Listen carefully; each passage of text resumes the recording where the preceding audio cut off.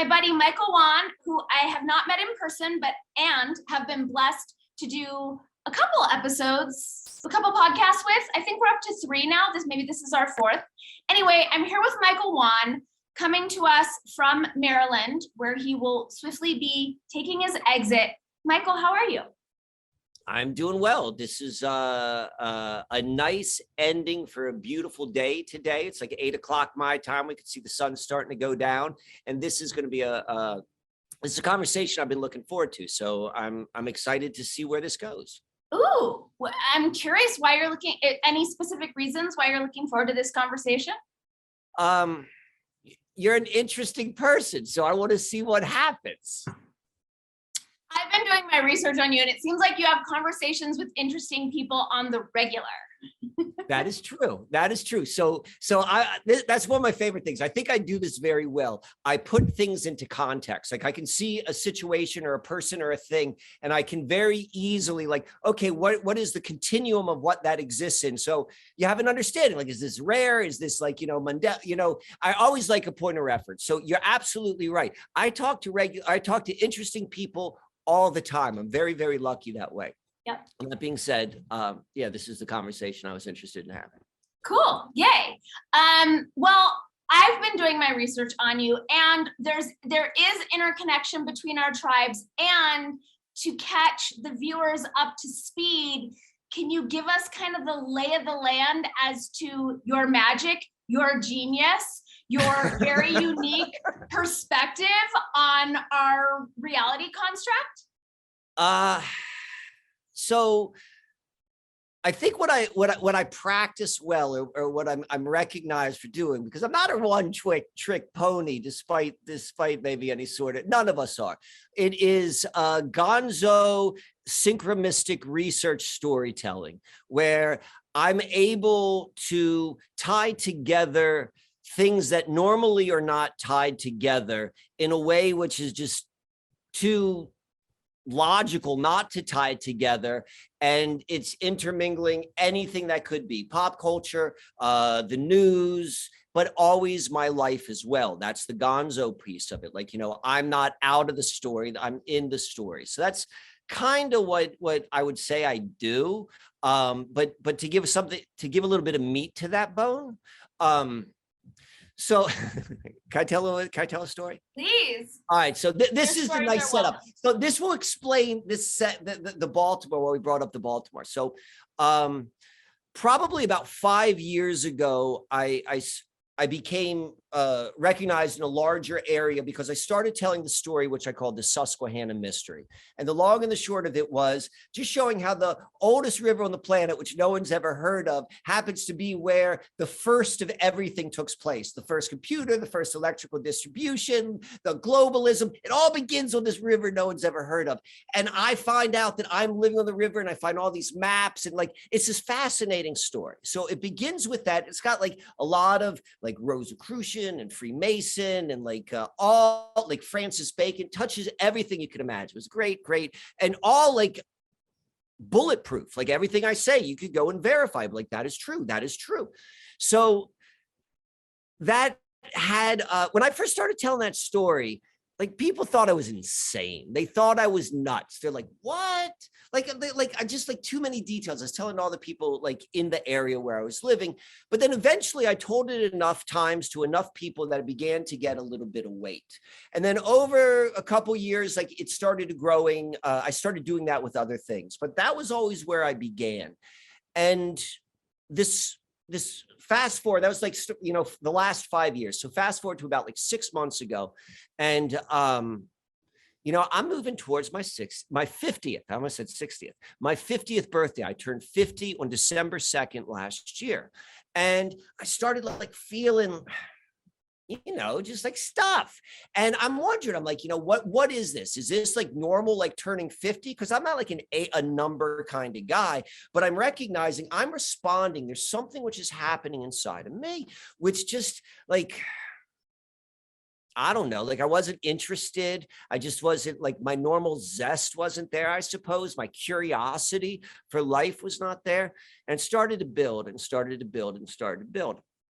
And what's funny was I also knew that there was an eclipse which was going to happen on my 50th birthday. And I do a lot with astrology, and I love to break down and say, like, this is why astrology is bullshit and this is where it's real. And you're too many people look at the bullshit, but that's another topic. So I know that my birthday's coming up and I'm like, is this what I'm feeling? Am I, like I'm looking at it from all the perspectives.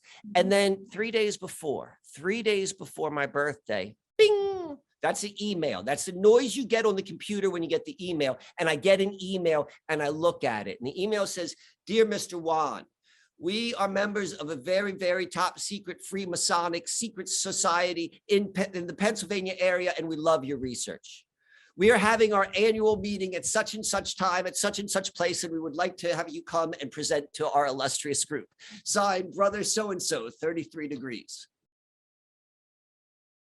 And I'm like, how do I sit with this? How do you sit with something like that? Because like I came full circle. The reason I began telling you the story with the Susquehanna Mystery was because it kind of began with me being like looked at like nuts. And eventually it went this full circle where the very group which I'm exposing invites me into their lair and let me tell them, so all of that. I'm like, but these are the bad, like everything that could go on. And I'm still feeling all of this, like, oh, I'm losing interest. And all of that's going on in this blender inside of me. So had my birthday, I had a beautiful birthday. I had a surprise party. First time a surprise party was ever thrown for me. And I had no idea. I had no friggin' idea. So that's another thing. Christmas goes by. And then I'm just like, I wake up one day. It was it was November 27th. I received the invitation, or maybe 29th. And the date of the presentation or the meeting, it was already predetermined, and that was January 27th. And about 2 weeks before that, and I'd worked on the presentation. I was really kind of excited, like, what am I going to do? Who's going to be there? Like playing all these sort of things of what's going to happen.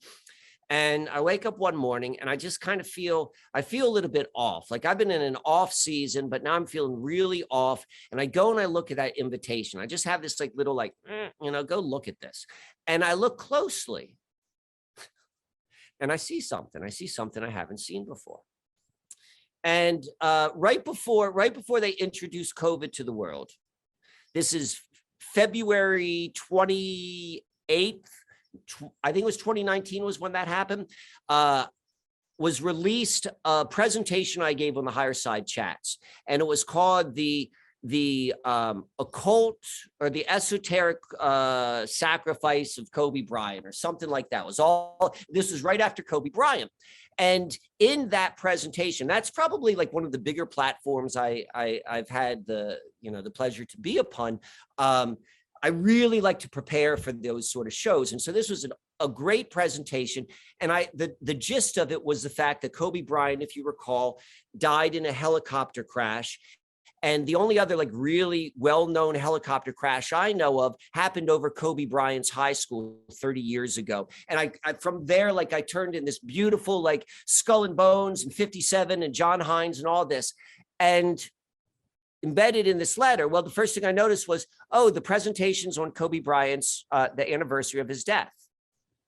And then I looked a little bit earlier. 57 was a big part of the presentation because in the helicopter that crashed over Kobe Bryant's school was John Hines of the Hines family fortune, number 57. And I was living in house number 57. It's all like Gonzo research. So I worked that into it. And it was exactly 57 days from like when I got my email or the invitation to when the presentation was meant to be. And it just went on and on and on. And I'm like, what do I do with this? Like, I don't really think I'm getting sacrificed, but if I was going to get sacrificed, this is how it's going to be. And I'm in this space where I'm like, I'm not feeling comfortable. I'm not feeling like, I don't know, like there's something missing.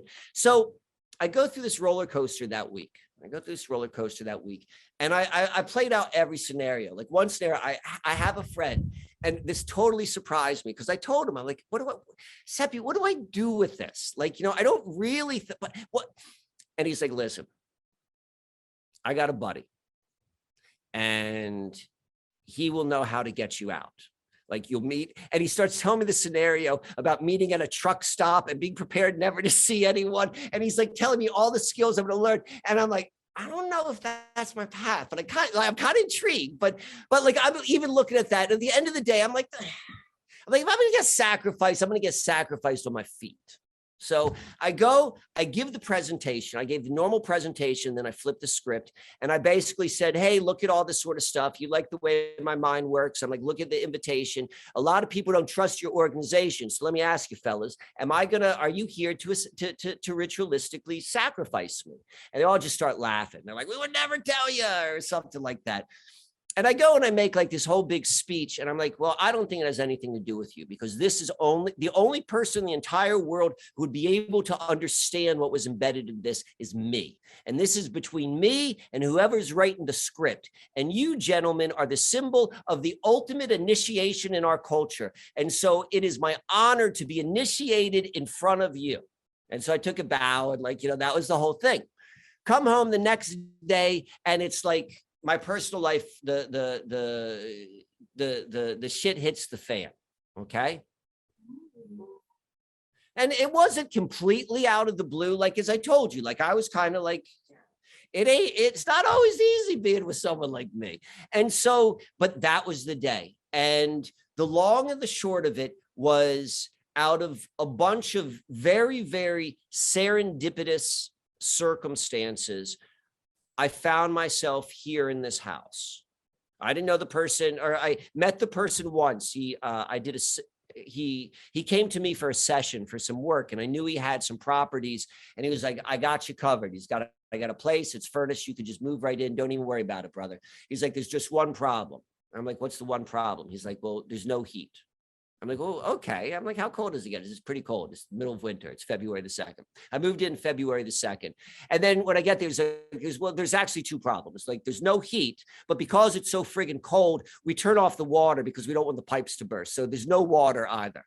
There's no heat and there's no water, but it's the most beautiful house with the most amazing view in the middle of the hood. And then it turns out that my mother grew up 1 mile from the house. I call my mom and I'm like, Mom, because my family's in Baltimore. I'm like, where'd you grow up, Ma? What's your address? And she gives it to me and I put it in the computer box and it shows me the map and it's 1 mile away from where I sit. And I start going through like, I'm not going to go down the details right now of the family history, but like there's a lot of things that tie in with like, what makes Mike Mike. And so I'm brought here by whatever brings anything to anywhere in this perfect timing of this Masonic event. And so the past 100 days has been a period of I mean, it really has been, if you look at an initiation as an event you go through and you are not the same afterwards, like that's what this has been. Like the highest of the highs, the lowest of lows, the most unexpected, serendipitous, most beautiful sort of experiences, the biggest challenges, like, and, I found, and today I put in my resignation. I'm ready to go back and I'm going to go to the most amazing place in Pennsylvania. Like, but I did my time here and I didn't even touch the details of the story here about the mother and all of that. But the reason I'm telling the story and the reason I went through this whole sort of long monologue on it was you said like, what is it that you do? And it's like, I tell stories like that.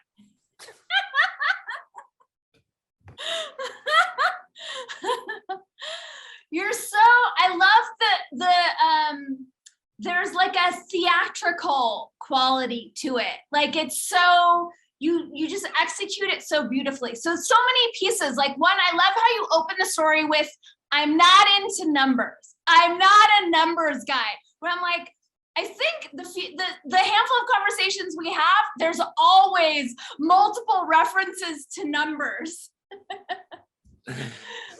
And it wouldn't be the first time I've been called delusional. Colorful, just colorful. I like that. I like the colorful. So are you definitely attributing this to what happened at the Masonic Lodge? No, I'm saying that's part of I come to the, me personally, how I meet this experience of being in human form with ground beneath our feet and sky above our head. Like anything other than that, as soon as you move off of that, we begin to move into story time. And there's nothing wrong with it, but I'm just, that's the demarcation. And I'm very, very comfortable just saying like, it's a friggin' mystery. And I don't think you're going to figure it out. And I'm not interested in figuring it out, but I am interested in understanding how to interact with it in the most efficient, beautiful, harmonious way. Like that's my modus operandi. So I don't think the Mason thing, I mean, I call it the James Shelby Downard vortex. Like you kind of have to go through a bit of crazy to allow it to collapse among itself, because there has to be a sense of like what's real and what's not real. And you have to not know where that line is for certain in order to go to something else. And so I see, however this realm works, that seems to be part of it. And that's how that made sense. Like whether that's Mike pre-writing his story in the future in the non-linear, like, or whether it's God's plan, or whether they're one and the same, like, I don't really know. I just like recognize it's a thing. And I try to be try to walk the path is the best I can, according to what makes sense to me. I don't know. I'm holding back the urge to grill you intensely on this Masonic experience, and I'm going to table that. We'll table that because that's always going to be there. That's always going to be there. And I'm incredibly curious about that. Have you always had this synchromystic perspective on reality? Is it something that you've cultivated over time? Was there like a threshold you crossed that thrust you into this? Maybe. So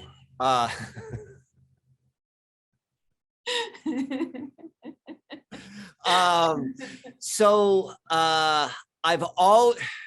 once upon a time, like we talked about this beforehand, right? Before we start recording, and I was like, oh yeah, I used to work in Reston. And the only reason you work in Reston is because you're kind of friggin' normal, right? And so there was once upon a time I was kind of normal. Like I was always like on the outskirts of normal, but I was always like, but I was normal. And so in the normal world, it would be rare that I would lose a trivia pursuit contest. Like, they've got like trivia games at bars. Like my mind is wired like for trivia. I pay attention to a lot of detail and I remember it. And then also, I think I can't remember what was called. It was this institute in Rockville, Maryland. And I think it was called Rockport. That's what it was called, Rockport. And this right around in my late 20s, I went to it, and they do a very, very kind of unique form of testing of different types of attributes. And at that time, I was very intrigued, like, where does someone like me actually fit into reality? Like I was trying to still fit into like the main world, and you get back the results. And the results were given in like percentages, like, anywhere from 1 to 99th percentage. And it's only based upon the people who've taken the test, which are typically like who would go there would be, very driven, maybe intelligent people, because those are the sort of people who are like, how can I maximize my intelligence for careers? And so from that, I remember seeing this, like the scores, and I scored very high in, I think the title or the topic was labeled diagnostic reasoning. And what it was, and I remember how the test was, I remember taking the test, it would show like 4 different pictures and you had 2 seconds to figure out which ones are related. And what it identified and what the score shows is the ability to find patterns in things that are not obvious quickly. And I scored off the chart. So when you say like, was there like a thing, like, I think I'm wired that way. Like I'm really good with detail and I'm really good at pattern recognition. And at some point, those two are going to dance. At some point, the synthesia within me is going to go and like mingle it. But that being said, probably around 2004, 2005, that's when I was introduced to synchromysticism. I started going down like a normal, It began with me I mean, this is a funny story. I was still living in DC, and I was really interested in like money. And I wanted to buy this personal or go to a library and get this personal finance book. And it's if you're into personal finance, this is like one of those like classics. And it was called The Richest Man in Babylon. And like in hindsight, I'm laughing at that title, but at the time I'm like, yeah, but they didn't have it at the library. But right next to it was a book called The Dao of Money. And that was my first introduction to that type of philosophy, a Taoist perspective. But it was couched in a language which was not threatening to me. It was like couched in like a relationship with money. And as soon as I read it, like truth is self-evident. And so it's like, I'm like, okay, that made sense. That was a threshold moment for me. I was still deep in the system. I remember when 9/11, that's when I quit the corporate world and I started working for an architect, and all that was that point in my life. So then fast forward, I got into a lot of conspiracy when I moved up to Pennsylvania, when I moved out of the DC area to Pennsylvania, to Lancaster. And I started going down this, I was always interested in conspiracy, psychology, esotericism, practical magic, hypnosis, all of those sort of things have always been an area of interest to me. And then when I first learned of like Guru Adachi and there were a couple other like early synchromystics, and I saw their work 2004 to 2007. Like that's when the stuff started clicking off in my mind. And then it wasn't until the Susquehanna Mystery, which I think was like 2015, that I really started doing my own research. You're such a great storyteller. Like that was so clear. There's such a smooth trajectory with you. So we both have the Gonzo thing in common. Interestingly enough, it was the Tao Te Ching that snapped me out of attempting to be normal. And that was my threshold where I'm like, I'm throwing everything away and going to India, and I'm going to quit trying to fit into this thing. But how old were you when that happened? I was 23. Okay. Yeah. Was Hunter an influence on you with the Gonzo piece? Hunter Thompson? A little bit. I found much more interesting reading about him from a conspiratorial perspective and adrenochrome and all of that. Like I was always more interested in I like the backstory more so than the primary story. I remember reading Hell's Angels. Did he write Hell's Angels? Yeah. And I think there was something else I read. And that would be back in my normal life. I'll call that the Reston life. I didn't live in Reston, but I worked in Reston. Same thing. And when I look back, I worked at like the earliest technology companies. Like my office was literally in the same building as what's known as May East. And this is back in the 90s. This was in Tyson's Corner.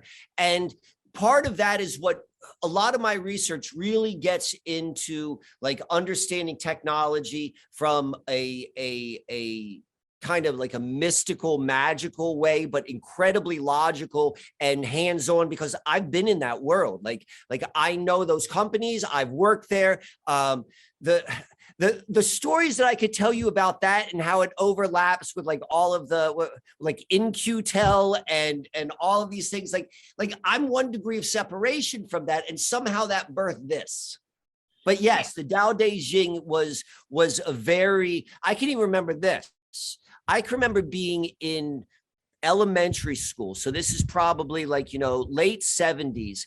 And I remember a kid, I was maybe like 4th grade and he would have been 6th grade. And he had, do you remember I think it was like and I'm in Maryland, so you were in California. But in Maryland, the idea of the brand, I think it was a surfboard brand or it was a skateboard brand, but it was Town and Country. And their symbol was a yin yang.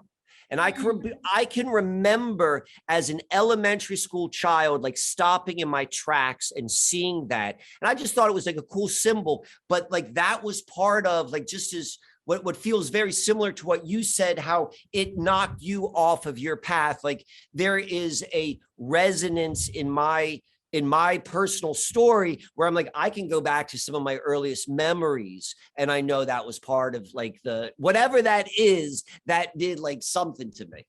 Yeah. It's so interesting how these events that can seem so tiny, you know, for both of us, it was a book, can just shift everything. At the time I was producing a documentary for a guy and he gave me the book and I left in the middle of the production. I was like, I'm out. I'm not doing this anymore.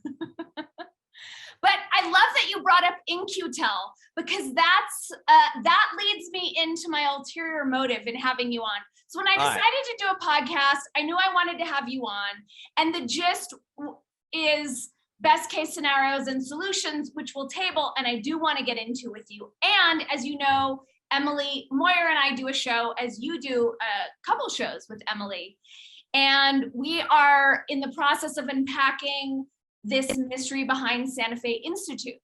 And In-Q-Tel was one of the clues that took me to it. So I'm curious to know, before I get into the through line with you, like, what is the deal with In-Q-Tel and what is your... What is my connection with In-Q-Tel? Yeah. All right. So I move up to Washington, D.C. area. This is probably like 95, 96. I was living in Richmond before that. And I'm mid-20s. And somehow I get this job with, and I think it started as a temp job. And keep in mind, like I came from a college experience of all of my friends, and the entire quality of the college was hyper overachieving. Like that was the value. And I'm like, and I was like, I had a wonderful time in college. I took the same classes, but that was never me. And so like everyone's like really like committed to career. And I'm just like, you know, I moved up to DC and I was a temp somewhere. And that temp work was at this company called Telligent. And somehow Telligent, then I parlayed that temp job to like suddenly like 3 years later, I had a responsibility, or at least a title, which someone with 20 years experience would have. Like from that corporate world, like I made some pretty big jumps really fast. So that company was called Telligent. And Telligent was, if we go back in time to like the mid 90s, and we have like the dot-com boom and like the birth of the internet, and there was a beginning, like what was being sold into the minds of all of the regular folk who are like, you know, Harvard MBAs who want to go and work for like a Fortune 500 company as a product manager. It's like, quit your job and go work for a startup. Like that was a thing. Do you remember when that was like a thing? Yeah. It all began with one person, and it began with one person. His name was Alex Mandel. Mandel or Mandel? I'm getting it confused with the country western singers. Who are those? Like Barbara Mandel? Is that, do you know who I'm talking about? I think it's Barbara Mandel, but I'm getting confused with like Mandela effect. Right. The guy literally just died last week. So who is this guy? This guy was the head of AT&T. Like one of the biggest companies at the time, like it's like the ultimate status job. And he quit his job to go be the first employee of this company, Telligent. And that was the seal of approval in the regular mind world, that was okay to walk away from your Procter and Gamble marketing job and go work for pets.com. And it was from this guy. So this guy also was when In-Q-Tel began. When In-Q-Tel began, they always have their board of advisors, and he was part of that original 10 advisors. And that was the exact same year that he left AT&T in New Jersey and moved down to Virginia, which is where Telligent was based upon. I somehow get a job as like, you know, a temp there. I think I'm employee like number like 100. It eventually got to like 4,000, and then it completely implodes. Like this guy was on the cover of like Fortune magazine, like Skull and Bones Fortune magazine. And it's like the dream team. Like this is how they sell to like that mindset. They're like, quit your job and look at these guys. They had jobs like yours. They go and do that. We're going to build this thing. And so this guy wasn't just like the head of AT&T. He was an In-Q-Tel guy. So that was my connection. In hindsight, if you go and you look at the 5G technology and the company Telligent, which imploded, when you read about 5G technology, they say it was tried once before by a company named Telligent. I worked for a company that was like, and my job was literally, this is how I like kind of like made my bones, was I was responsible for this project where I had to oversee building one wireless link in 73 different markets in order to keep these FCC licenses, which they got for free. And that eventually became the 5G friggin' network. And when I worked in that company, I was working in the poshest building. Like, you know, the first floor was Tiffany's and like Hermes and like those, like I'm working in that office building, and that's right by where May East was, which is the main interconnection of all of the internet, like the different backbones, they come together there. There was a May East and a May West on the West Coast. And I'm like, what sort of electromagnetic field was I swimming in that time? But, you know, somehow that made this. When you were in this position and working with these people, like, were you sensing evil or nefariousness or darkness? No.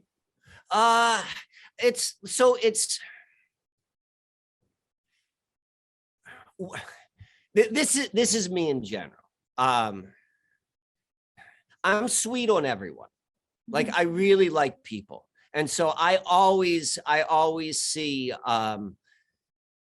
I've been told in the past by people who know me that I should be smarter about who I let close to me. Because like, hey, you know, you might not want to let that person that close.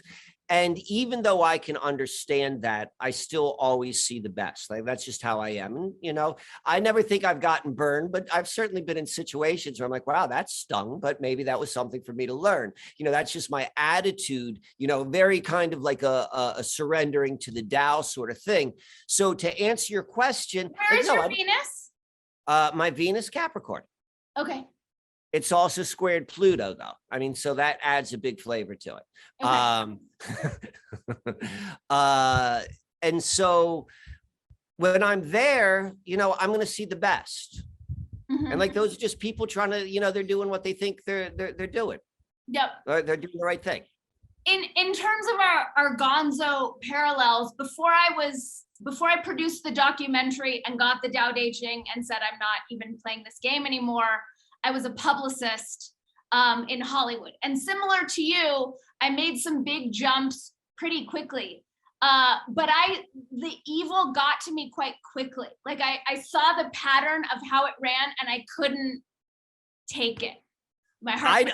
I don't think that the technology is anywhere near evil like the Hollywood industry. Right. So that's definitely not like an apples to apples comparison too. I don't think they're the same people. Like, you were in the heart of the darkness. Right. Indeed. Okay. So it was me sniffing around the kind of In-Q-Tel Santa Fe Institute thing. And, you know, for a long time, Emily and I have been tracking the IDW. And as you know, IDW, can you, what is that?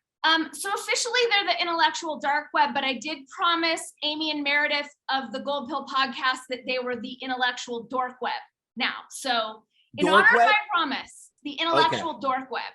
Okay. And as I'm guessing, you know, and I'm curious to know how you do it, but in terms of like your research and sniffing out, I'm doing my best to rebrand conspiracy into deep truth just because of how icky that word has become. Right. But I feel like a big part of it, well, and you've already said that this was your superhero quality that the Diagnostic Center honed in on is figuring out patterns, right? And sensing where there's, and it's just like a feeling of like, something's not really kosher here.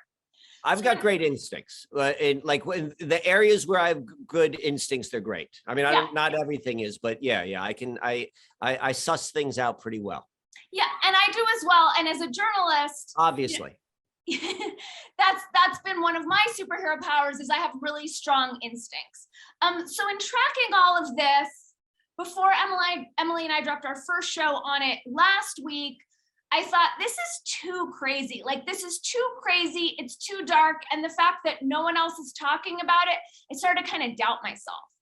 So I reached out to David Martin, and I sent him a message about it on Facebook, and he was like, we need to talk about this offline. Like, this is a conversation. So he and I had a conversation about it, and he dropped a bunch of names that I was not familiar with. And in fleshing them out with Emily, she was like, oh, Michael knows these guys. Michael knows these guys. Who are these people? So I'm hoping you can fill in some of the gaps. So we'll start with John von Neumann. Is that how you say it? I know. Yeah, I know John von Neumann. So can you fill us in? And are you aware of him starting the Rio Grande Foundation, which was part of the Santa Fe Institute, which is— Well, so will you walk me through, just give me like a quick snapshot of the Santa Fe Foundation and the two organizations you just mentioned.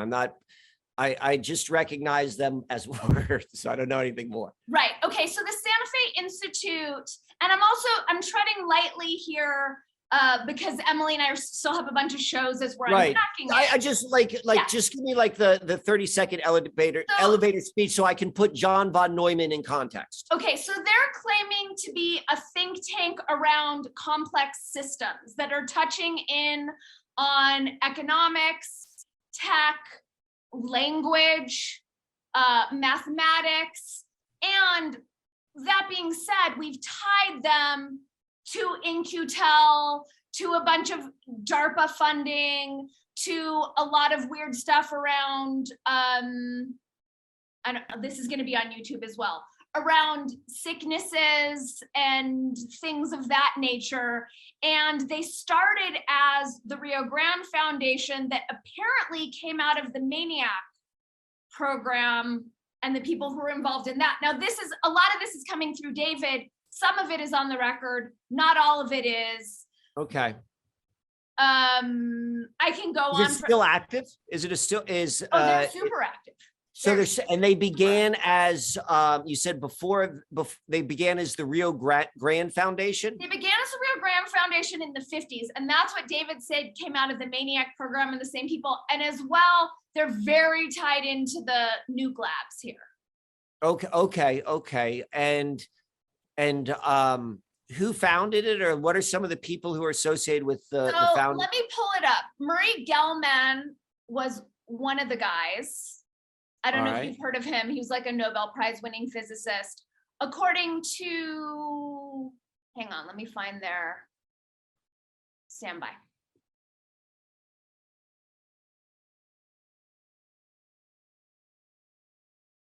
You know, when you have like 3,000 tabs open? Mm-hmm. Okay, so founders, George Cowan, David Pines, Sterling Colgate, Murray Gell-Mann, Nick Metropolis, Herb Anderson, Peter Carruthers, and Richard Slansky.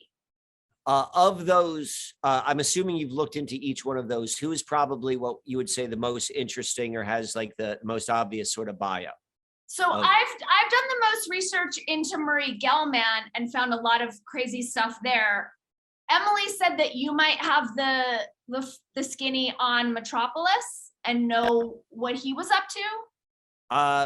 The name sounds familiar, but I can't think of it. We could go back to, I could speak a lot about John von Neumann, but I was just trying to get like a point of reference of some of those people. And I'm very visual, so I typically need to see the name for it to jump out. But the Nick, what was it? It was Nick Metropolis. Yeah, that doesn't sound like a real name, but no, not at all. Yeah, and so he was one who David Martin put together with John von Neumann as coming out of the Maniac program and carrying that into the Rio Grande Foundation.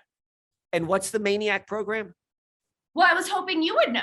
Okay. Some sort of mind control, CIA, something. Okay. There's a Netflix show on it. I mean, have you heard of it? Okay. Do you know about it? I mean, I don't see those things. So, okay, but we can talk. There's enough about John von Neumann. Like that's all we need. We kind of need to begin with. all roads lead through John von Neumann.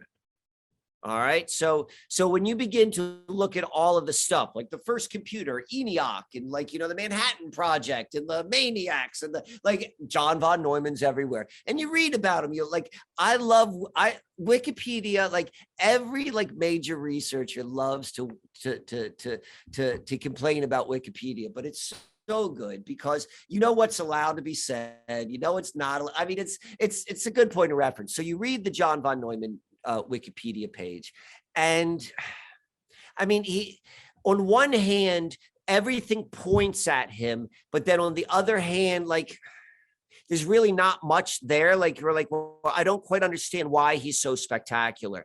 It kind of reminds me, I don't know if you've ever done much research on the esoteric nature of Francis Bacon. Like everything goes through Francis Bacon, father of the scientific method and the leader of the new world. And so he kind of has a little bit of that quality in my mind. Ben Franklin's another one of these people in history who all roads lead through.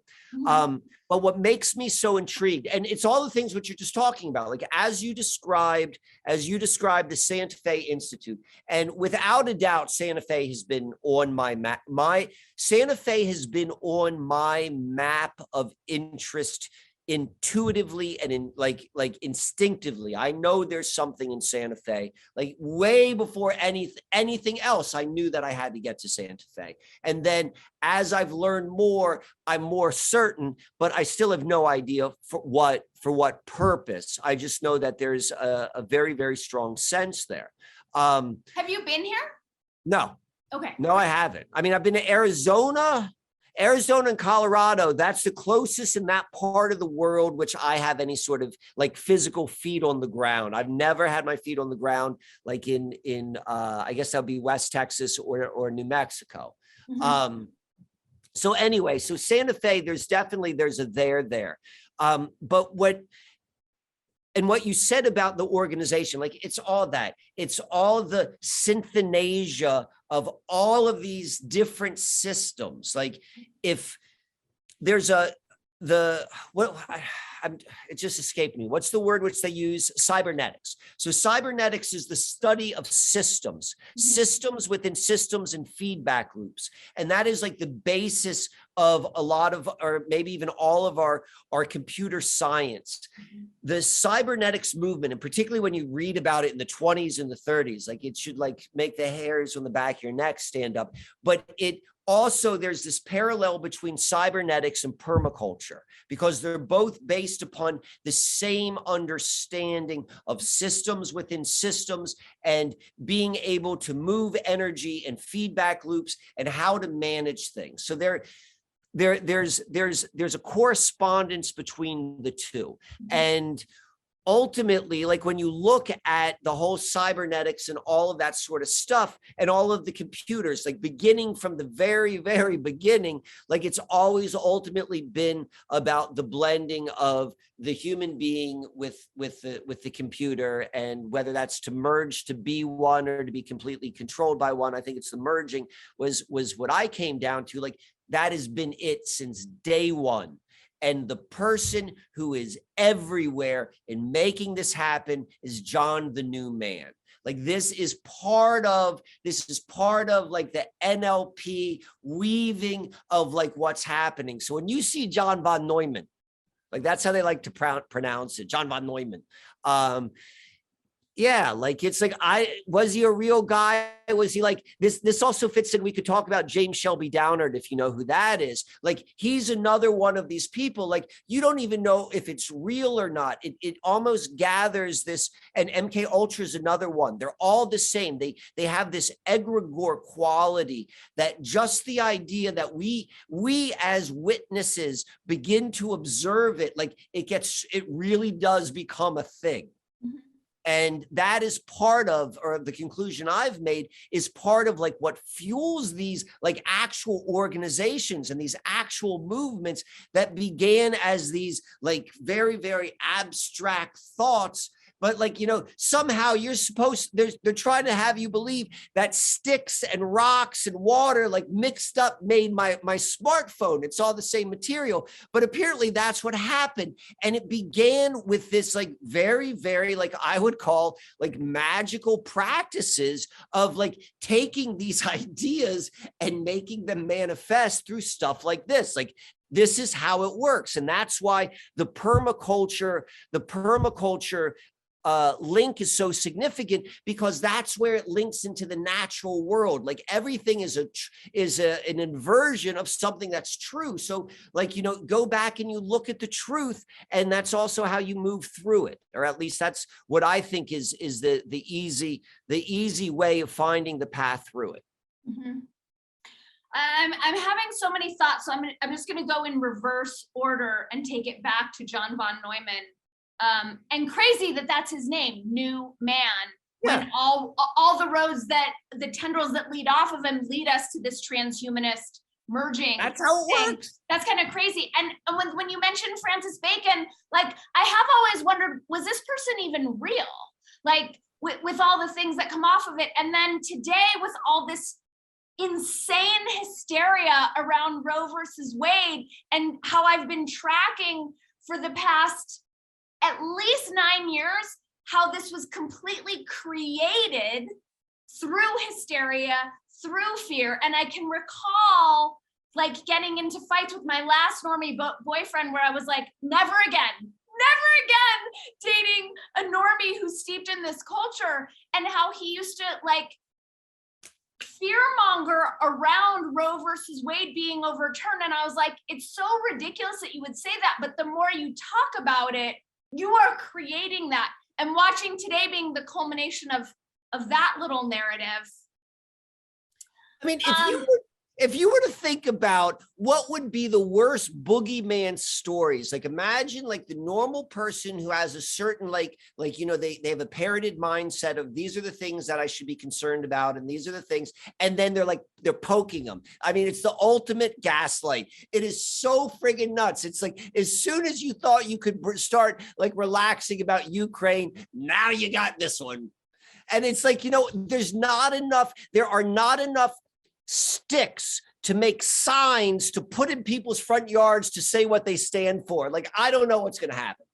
It's so ridiculous at this point. Like, I can't even, there's nothing in me to get riled. It's just like distraction That's A, it. distraction B. You just named it. You just named it right there. There's nothing left to get riled. Like, that's the out.